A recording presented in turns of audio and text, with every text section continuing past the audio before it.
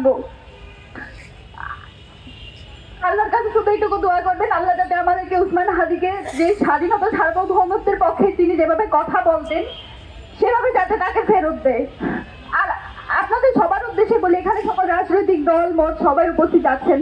আপনারা গত 1 বছর ধরে আওয়ামী লীগ পালিয়ে যাওয়ার পরেও আপনারা যেই কাজটা করতে পারেন নাই, আপনারা